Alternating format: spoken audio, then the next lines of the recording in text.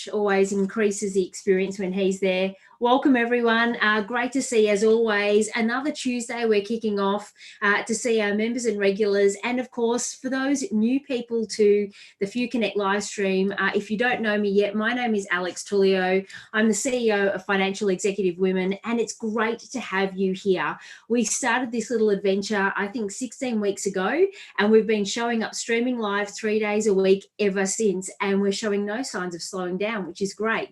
So this is all about creating community and connection. So if you don't know people on this call, connect with them. It's a great opportunity. And if you're feeling brave enough, please do also put your videos on.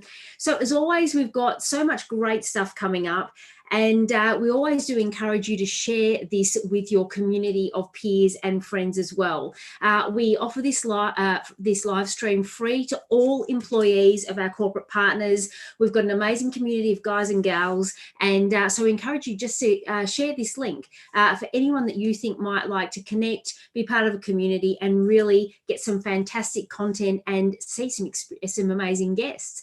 And of course, as I always do say, thank you so much to our amazing corporate partners. It's really important that we have you as part of our community. Our aim and mission at Few is to connect the broader financial services community, and it's all about the positive progression of women and all about meritocracy, community, and support networks, and that is why we're here. So thank you to all of you who are part of this amazing community.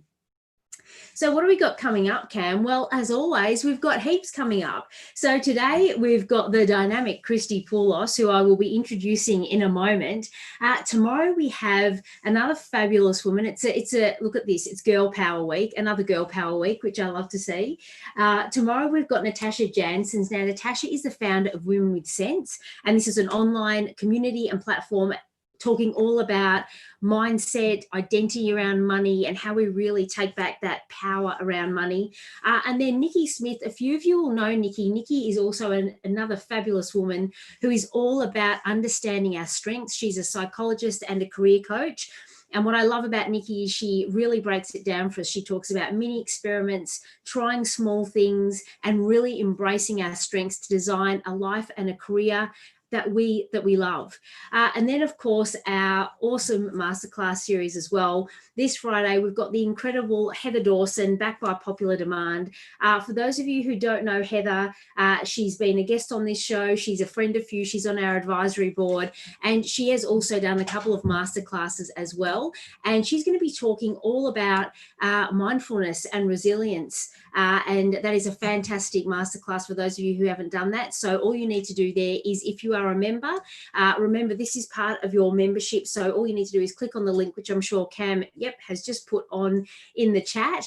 That's part of your membership. So take advantage of having Heather there. And also, if you're not yet a member, we are super passionate about this community. We're here to be there every day to help women progress their careers. So if you're not yet a member and you would like to be and know what the fuss is all about, click on the link that Cam has just put in there. That's our gift to you. We'd love you to experience an event with us before you actually join, just to see what all the fuss is about.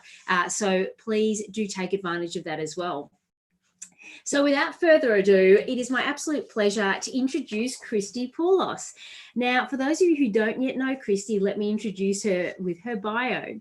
So Christie is a content, digital marketing and communications leader and creative specialist with 20 years experience helping brands use the power of content to build brands, connect with fans and inspire action. Currently, Christie is the client director for Australia and New Zealand of Genero, a creative technology solution for in-house marketing teams, which enables marketing leaders to transform their creative and production approach for greater efficiency. Previously, Christie was the Creative Services Director of King Content, a world-leading content marketing agency. She led the global creative, editorial and paid media teams. And as head of content for Red Bull UK, Christie was also part of the global communications team for the Red Bull Stratos Mission to the Edge of Space. Christie's passionate about making great stuff for clients, her family, and living life between the beach and the snow. Christie, enough of the formal introductions. Welcome. Hello, how are you? I'm fabulous. How are you? Yeah, really well, thank you. Just tilting the camera away from my junk cupboard. And see, I love that we're all laughing at that because this is part of us adapting to the home office, right? Oh, so no, perfect here. Do you have any pets or anything running around your ankles or lurking somewhere? Do kids count as pets? Can, absolutely. Less obedient. No, I have no pets. I do have 2 small children though. So I'd swap if anyone's interested in a trade. Well, yeah, anyone there can put your hand up in the chat there, of course. Now, look, I always say that I get the great pleasure of chatting to my guests, in the lead up to this. So we've already had a few good chats. So just maybe a good place to start is tell us a bit about you, because we love to hear the human story behind the title and the career story. So what's your journey? Yeah, well, I am definitely human. I've had quite an unusual career path, which has been sort of interwoven with my personal life, I guess, like all of us. But I started out millions of years ago in PR and publicity, and really quickly started to specialise in action sports, which is a pretty unusual career choice. And that was probably the moment that my mum no longer understood what I did. And it's still the case. And then that sort of took me from communications to content creation as part of that type of role, which then led me to Red Bull in the UK after a short stint as a waitress in Whistler in Canada. So tick that box. And then ended up in the UK for 6 great years working for Red Bull there in a communications role, heading up content, which was just a brilliant way to learn this whole new world of branded content or brand entertainment or content marketing that was starting to flourish. And then came back to Australia. I've worked as a consultant. I've worked in content marketing agencies like King Content. And I've worked in startups, and now I'm working for a really, really interesting business called Gennaro. So there's a lot to that. So let's maybe pick on, how did you find this passion for action sports and Red Bull? Well, if I'm brutally honest, I didn't have, I loved, skiing and whatnot, but I didn't really have a passion for that. But I was working in a corporate communications business. And I was because I was young, I was kind of doing the youth stuff. And I realized I actually just wanted to really do youth marketing because it felt a little bit fake than what we were doing. And I thought I could really get into this. And coincidentally, a great friend rang me up and said, I just got the coolest job in the world. You'll never guess, I'm working for the company that does the Extreme Games, which was the Aussie version of the X Games. And I was just like, oh my God, I want to do that. Bring me to this job. And so it just felt right at the time. And really quickly I learned it was really easy to do PR if you had great stories to tell, great characters, locations, death-defying feats, jeopardy, all the facets of the story. And I just suddenly realized this is absolutely the way forward if you're going to work in PR. Interestingly, I actually wanted to work in advertising. PR was like second or third or even fourth choice. So I accidentally fell into it in the first place. But this was definitely the route for me. And then once I was in it, I stayed in it for about 12 years. And I worked on events. I was able to work on TV programs to create loads of photographic and video content. So I really cut my teeth in production. And then years later, it would lead me to a maternity contract at Red Bull, where because I had that background, that kind of got me in the door there, and that was probably the biggest turning point in my whole career. So I'm very grateful for all the. How was that the biggest?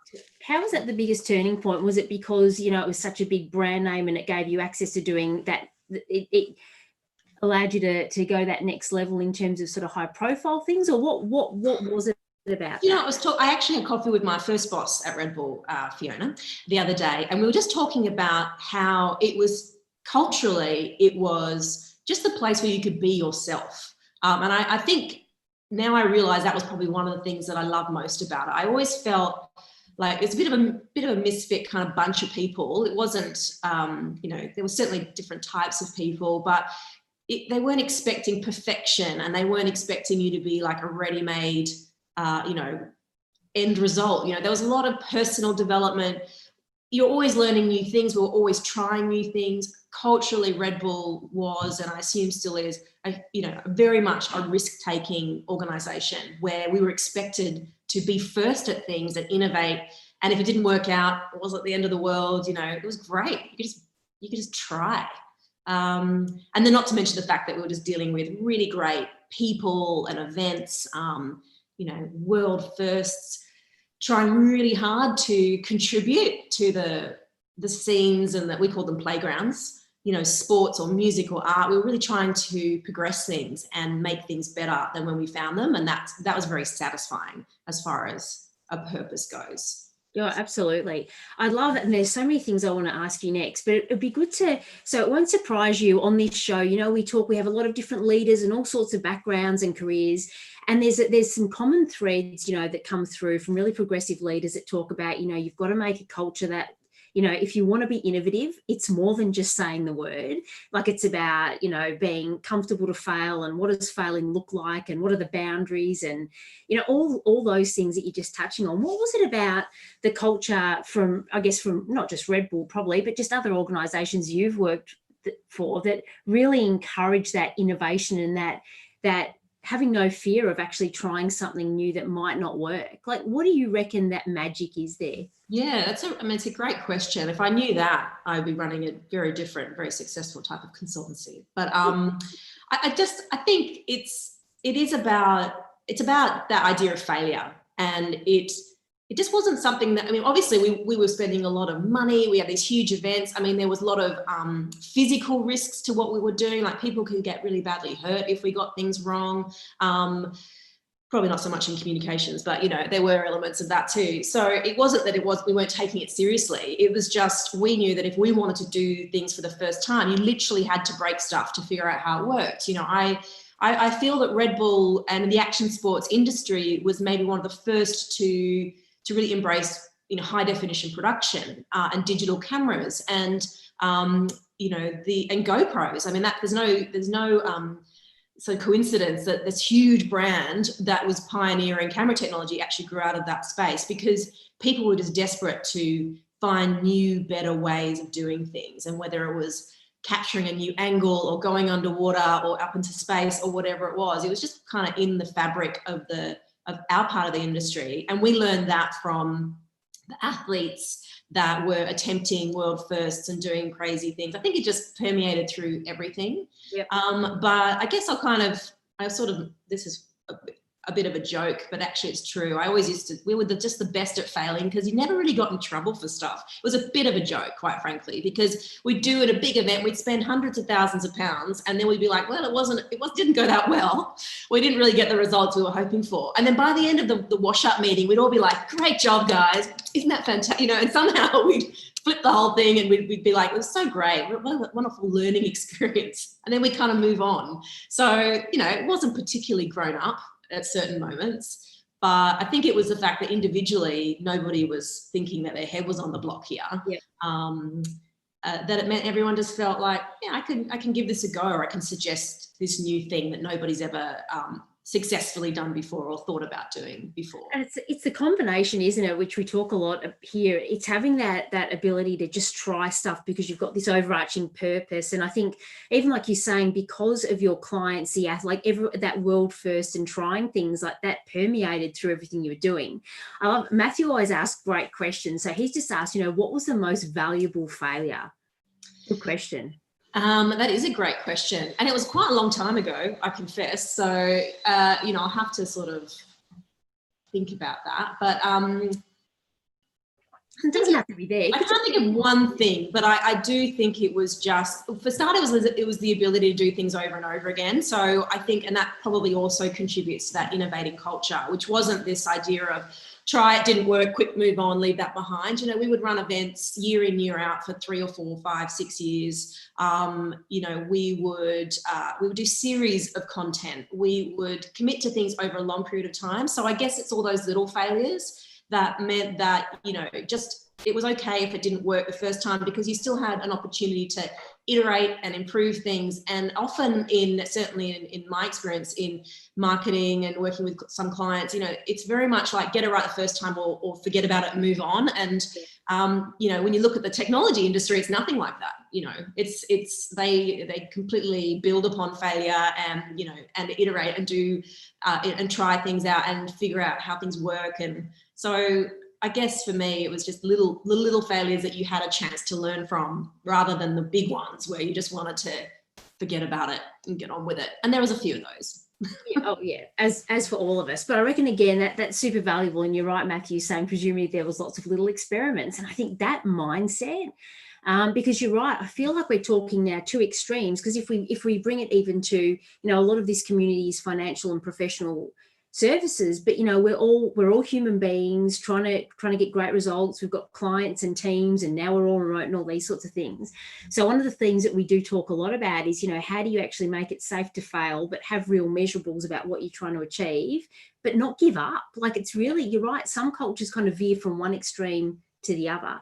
I've got to ask you one more thing about your Red Bull time, because there's heaps more that I want to ask you about that's way beyond Red Bull. But you know, Cam has been talking about the fact that you are the woman who sent a man to space. Like he said that all last week about shows leading to this. She's the woman that sent a man to space for a video. So, you know, you've got to dust that one off, and just talk to us. Tell us a bit about that experience, about, you know, the mission to the edge of space. Yeah, look, that's not entirely accurate that I, you know, sent a man to space, but I was lucky enough to be involved in Red Bull Stratos, which was coined the mission to the edge of space, which basically, for those of you who don't know, was Felix Baumgartner was a base jumper, actually, already very famous globally for doing all sorts of nutty things like flying across the English Channel with a wing and things like that. And Felix became part of this big project where we decided, well, Red Bull decided to try and break a long-standing record, where that chap you see there, Joe Kittinger, in 1959 did a high-altitude jump from a weather balloon and skydive back to Earth. So it was one of those things that was supposed to be a really big PR stunt type thing for Red Bull that would take place over about a year from the launch to completion, and it ended up being something that just went on and on and on and on, and it was plagued with drama and problems and whatnot. But I was lucky enough to be part of the communications team for that, based in London and LA, and just had an incredible experience. Like, it was an absolute, you know, once in a lifetime opportunity for sure.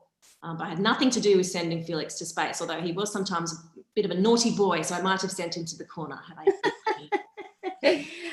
Yeah, there's not many of us can actually recount an experience like that. So let's fast forward to where we are now, because I know there's a couple of things I want to ask you about. One, like when you and I, you're so passionate about content, and when you and I were chatting previously, you said, oh, you know, I'm kind of a self-proclaimed content nerd. So I want to talk about the role, like one, why you're passionate about, like, what do we mean by content? Why are you passionate about it? And why it's so important? Like, you've already touched on quite a few elements of, you know, creativity and storytelling and connection. And so I'd love to really get into that, because at the end, like, my opinion would be that we're all in the content game, whether we're an agency or a marketer, or like, we're all communicating in some ways with different audiences, telling a story.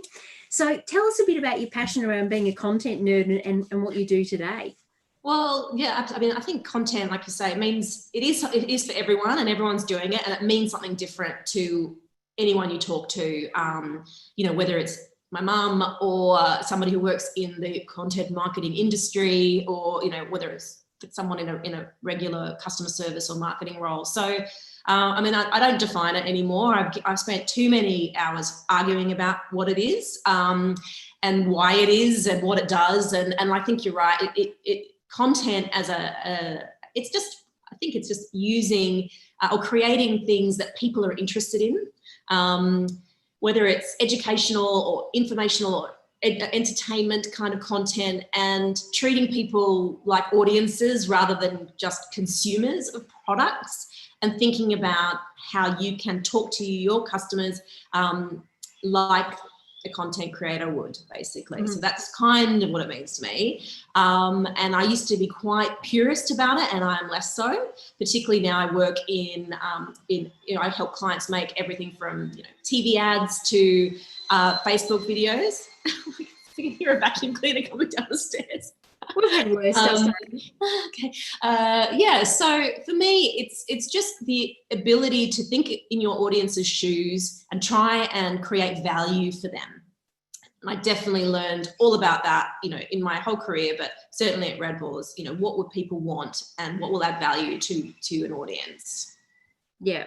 And so where does technology start to play a part in this? Because, it's so topical, isn't it? I know from a Genero perspective, it's technology and creativity, together anyway. But, now we find ourselves all in this virtual environment. So what's been the impact for you? And how, I know you and I were chatting about how technology is disrupting creativity or how the two work together. So I'd be really keen to explore a bit more around that as well. Yeah, look, I think technology has and is continuing to disrupt everything. The now old cliches of Uber and Airtasker and any industry that you can think of is being disrupted in some way by technology. Creative industries have been a little bit not slow, because there's certainly elements of creative industries where technology is a huge part of it. Like I mentioned before at Red Bull, technology formed a really big part of our kind of way of doing things. But and then obviously, video production is a highly technical kind of pursuit. But when it comes to the way that we approach creativity, the way that we approach creation and production, it has been quite a conventional industry.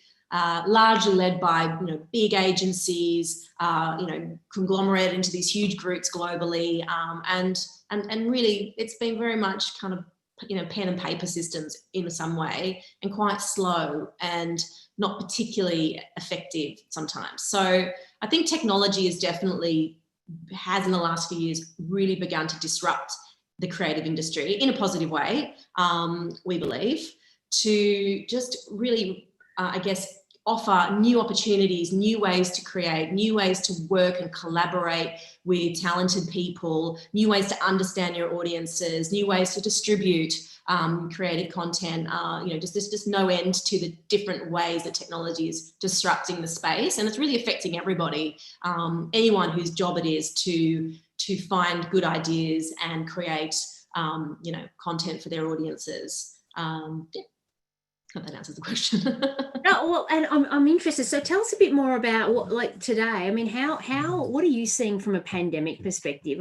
Let's talk about, has that impacted your business? I know, I remember when we were chatting earlier, we were talking, I think you'd said that you've suddenly got all these creative people who've been displaced from potentially corporate roles. And so it's really changing the shape of the freelance market. Like, there's all these other ripple effects.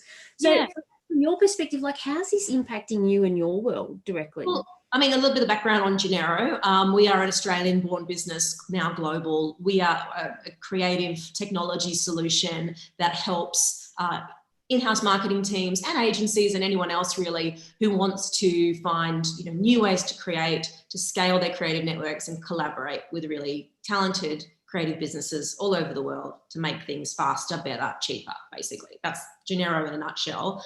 And we do that by, our technology platform connects clients with a big global community of professional businesses. So remote working and technology is at the heart of our whole business model. And we've seen a huge change, obviously. Like, everybody has gone to, within reason, has gone to remote working. We're all using technology tools like this one to communicate, and we're being forced to do that at pace. So it kind of left us in a really interesting position, because we were already doing that. We'd already built a platform to help clients do that.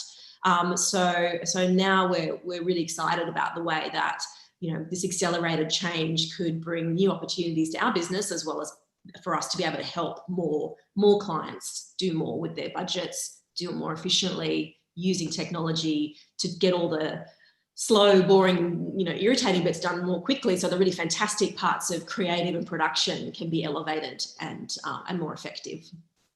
So this is really using technology as a tool to support the creativity rather than crushing creativity itself, right? Absolutely. I always say we take the best bits and we make them better and easier and faster. And then we're talking about, there's a lot of boring bits to the creative workflow and production, like, distributing briefs and reviewing lots of different pitches and payments and, you know, all the, if anyone's ever spent 20 minutes reviewing a 1-minute video and trying to give feedback by email, all of these elements are built into our platform to just make them smoother, better, faster, as well as being able to connect clients with a big, broad community of specialist creatives who can get them, you know, fresh thinking, a much more diverse pool of creative minds, and then ultimately cost efficiencies through being able to work with different sized businesses in different markets as required.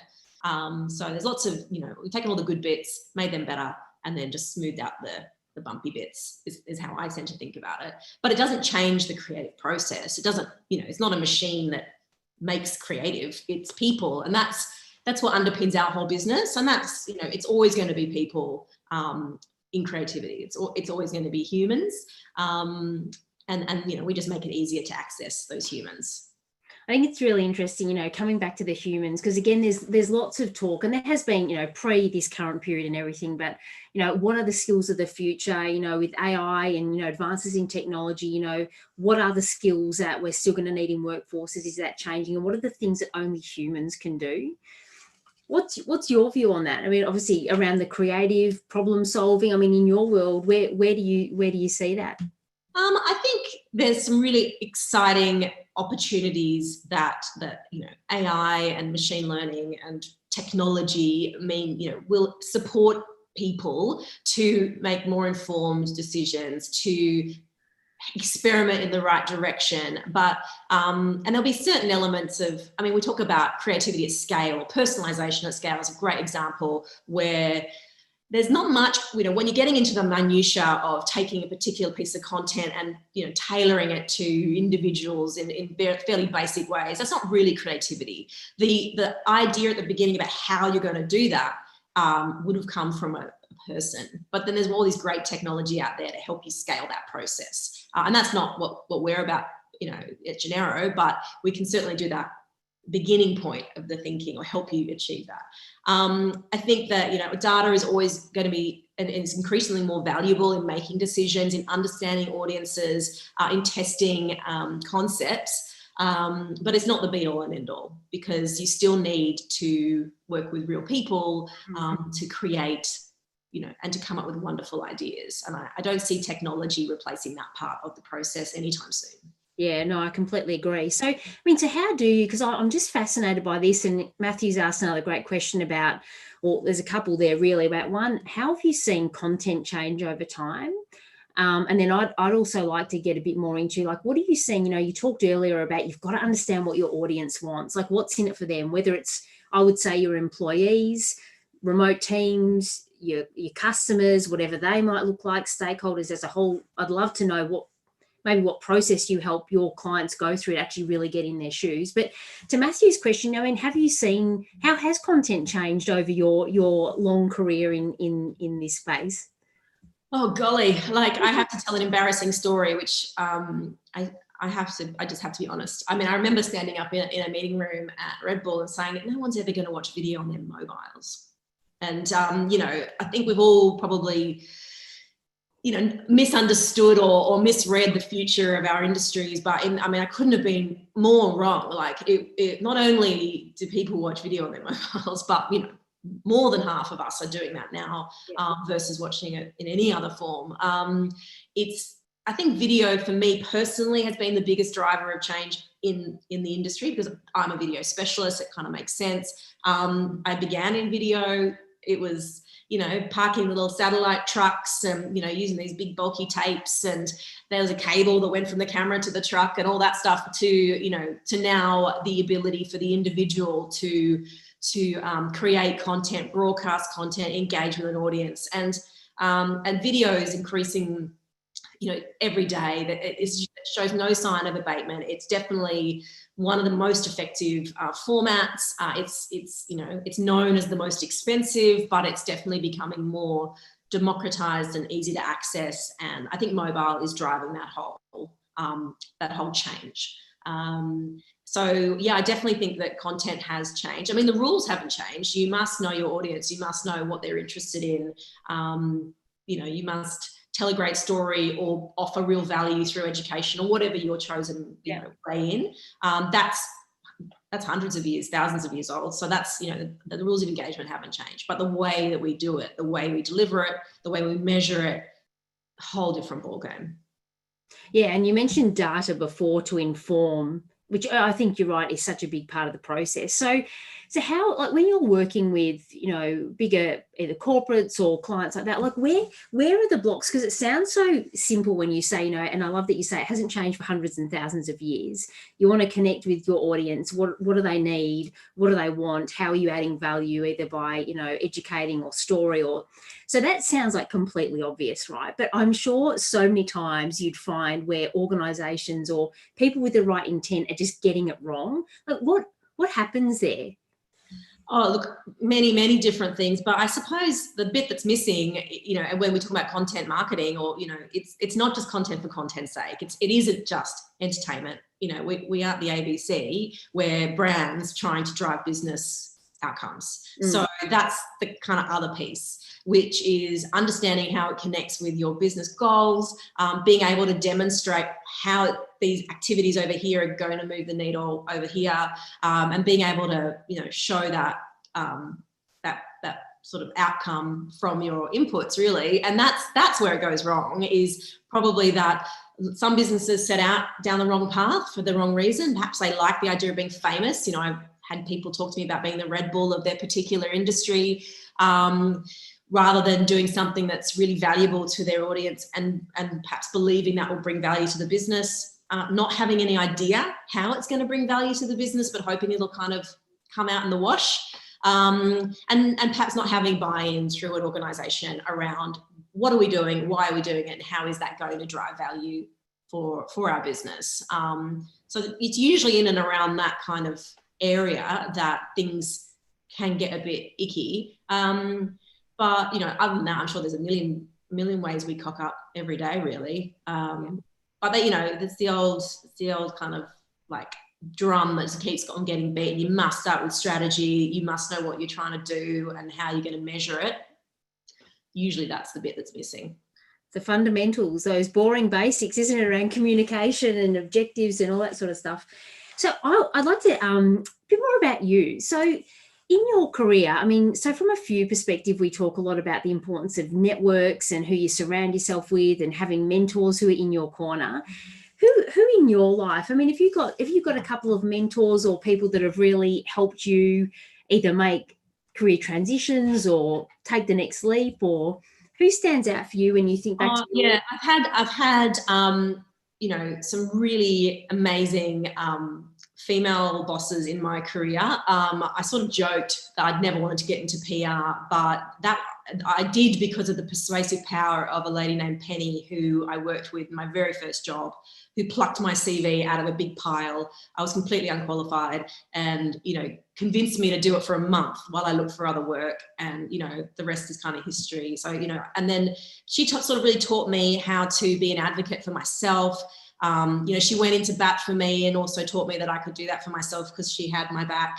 And then I was lucky enough to have, another great boss in Fiona, who I mentioned at Red Bull, and then her replacement, Heidi, another wonderful female boss. She was like a Valkyrie, the most gnarly woman ever, with fantastic shoes and crazy nails and just unstoppable. And so I think I've always been really lucky, certainly in the early part of my career, to have these powerful women kind of pulling me along and pushing me in front of them. I think now I don't really have that in my life, and I'm hiring. So if there's any mentors out there, I'm definitely on the lookout for that. I think the older you get, the harder it is. And I think this, what's so great about Few is the sort of structure around that, because I don't feel like I could say that right now, although I am surrounded by wonderful colleagues and, great leaders. It's just whether I would consider them to be personal mentors or not, I'm not sure. And the fit's got to be right, doesn't it? Like, I love what you're talking about there, because I think, I don't know, is it as we get older and wiser? I'm not sure, but you're more deliberate and considered about probably things like who is my next mentor. Whereas I think probably when we're younger and coming through, you kind of you gravitate towards certain people and others take you under their wing, and it kind of, I think, sometimes happens a bit more, it just happens. And that obviously still happens today, but you're right. It's having that right fit for someone. Yeah. And I think, if I'm honest, being honest, the older you get, the more people kind of expect you to have your shit together, basically. Let's talk about that. It's harder to be like, I need help, I need support, I need someone to help me figure out what to do. Because I guess, and this is probably not the truth, it's just how it feels, sometimes, that you're like, everyone kind of expects me by now to know what I'm doing and know what's going on. And but you've managed to segue into what I wanted to ask you next, because I know you won't mind sharing. But this whole concept of imposter syndrome, right? And you're thinking, oh God, what's she going to ask me? But again, this is just such a recurring theme. Like, if I look at this amazing community that we have here, we've got everyone from grads to CEOs and C-suite execs, published authors, global speakers, you name it. And I reckon every single one of them, guys and girls, have had something where they've said, I was sitting there and I thought, oh my God, I can't do this, or I'm not qualified. Like, the voice in the head. Yeah. So and to your point, the more senior you get and the older you get, I think it almost becomes harder, because you're like, well, God, people must think I've got it all together by now, or I've got the title, I must know everything, which is clearly not true and is massive pressure. Can you share with us just any? Yeah, I absolutely. I mean, I saw I think it was Mike Cannon-Brookes speak at TEDx, and it was kind of, he kind of got up and talked about imposter syndrome. And I think I'd sort of heard the expression a few times, and I was just like, every time I heard it, I was like, yes, oh my God, it's a thing. And then when I saw it, when he got up, and this is the guy who founded Atlassian, so it's like, oh, come on. But it really brought home to me that, it is this idea that can sort of permeate through our whole lives. But, on the flip side, I had a chat with my old boss the other day, and when I mentioned it to her, she was like, yes, what's that? And I was like, oh my God. And she had never heard of it, but she calls it something else, which I absolutely love. And I'm going to try and use this in my life. But she was like, can't you just think of it like fly by the seat of your pants syndrome, where you just kind of, if you don't know, you'll figure it out. And she saw that as that's just a positive of her career. And actually, truthfully, it's been a positive of mine as well. So I guess that idea of it's okay not to know everything. You probably definitely know more than you think you know. I mean, that's a given. Hang on. Can you hear me okay? That it's okay not to know, because you'll figure it out. And I think as you get older, it's harder and harder to feel confident that it's okay not to know, and to reassure yourself that, you're in the right place, doing the right thing, and just to be yourself, really. That is such great advice. And again, I think it's even just having conversations like this, and it's funny, isn't it? Look, we've got all these people, we're streaming everywhere. It feels like we're just having a chat. But I think even just having people around you where you can literally go, oh my God, I'm feeling a bit like this. And they go, nah, you're cool. Yes. Like, sometimes that's all it takes. Yes. So I reckon there's some great advice there. So just quickly, so as you said, you got two young kids. One, are they too young for homeschooling, or you're probably okay because you're up in New South Wales? Yeah. Right now I'm okay. Right now you're okay. What sort of impact or has that had on your career and flexibility? And you talked earlier about, the culture at Red Bull, being able to show up as yourself and all these sort of things. Like, what's your experience been around that? About the sort of recent kind of events and working from home, or just in general? Just, I guess, your experience as a career woman and a mum and doing it all. I mean, what's your experience been? Oh, you can't do it all, that's a fact. Something's got to give. So can you please restate that for the audience? You can't, I believe. I can see you laughing, Charlene. You can't do it all. No, you can't do it all. So you can't do it all. I'm sorry. I feel like that's the big lie that women told themselves, in the 80s, and somehow we're now like bearing the brunt of that. But look, I think that it's been wonderful having the kind of the new muscles of working from home and remote work being flexed, and businesses learning how to figure that out, and including our business. I miss, collaborating with my teammates and seeing people face to face. I definitely would like a blend of that in my life. It's been amazing, being able to do drop-offs and pickups and for that kind of be much more part of my life. Although my daughter who's 6, continues to remind me that last year I didn't do all the drop-offs and pickups. Daddy did that. Thanks. Yeah, they've got long memories, these 6-year-olds. Yeah, I think I'm excited about the fact that things are changing. I hope that, you know, with these new muscles, we don't kind of just fall back into old habits. That would be a shame. You know, it's hard-earned freedom. But we're definitely seeing, I mean, in our industry, there's a lot of people that have gone from full-time work to no work or freelance, but certainly creatives are instantly freelance.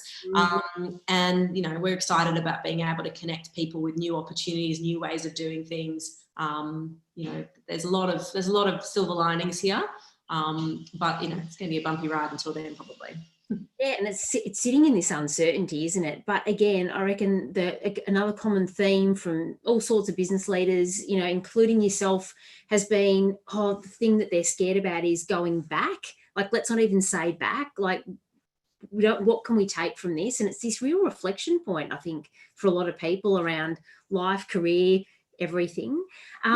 I told you this time would go super fast, right? So we've got about a minute left, but I think, Kim, you've asked a question. I think it's actually a good question. And I think, Christie, it's probably, don't call it advice. It's just, I guess, your 2 cents worth, really. So Kim's asking, you know, if you're going for a job where there's a touch of imposter feeling, how would you capture this fly by the seat of your pants concept and feeling? Like, you know, from your experience, what would your approach to that be if you were about to embark on that next career and you were having a bit of this feeling? Like, how do you connect with what you were talking about before? Honestly, I don't know. I think about this. I suppose it's going to come down to the person that you're talking to. You know, the hiring person. Like, and yeah, I don't know the answer to that question. I don't know how. I think that at some point it became this idea of, you have to be a fully formed, you know, version of yourself, knowing everything you need to know in order to do the job. And lots of people I've spoken to, employers and leaders, don't think that's what's important. And yet, at the coalface of looking for a job, of course, you're trying to portray that I'm perfect for it, because you're trying to get through so many hurdles and barriers and people. So, you know, I think I love to say this without, you know, I would love to live this as much as it's easy for me to say it, but, you know, it'd be so nice to be able to be our authentic selves all the time. It's definitely hard to pretend to be something you're not. And if you're a fly by the seat of your pants kind of person and you get results from that, then I guess I would speak to that. I would focus on how that kind of ability to think on the fly, be flexible, and all those, you know, much more corporate words than seat of pants, you know, has led you to achieve really great results. Yeah, things, you know, it's okay to talk about a stretch role, but it's not okay to talk about learning on the job. I don't know what's going on. There's lots of, and language is important, right? There's lots of double standards, but I love that you say, marvelous answer, says Kim, thank you. But I think it's honest, right? Like, this is the thing, there's no formula, and we've just got to do what we can do. And it's exhausting trying to be something that you're not. Like, we kind of will get there.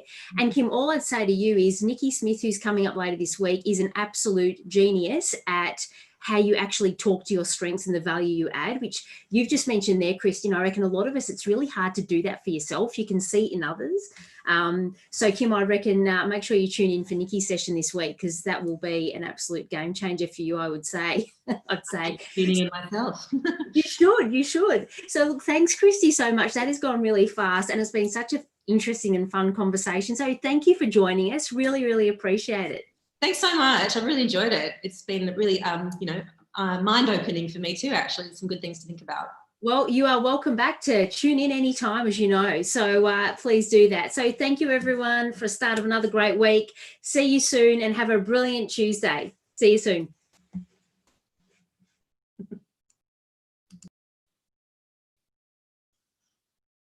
All right.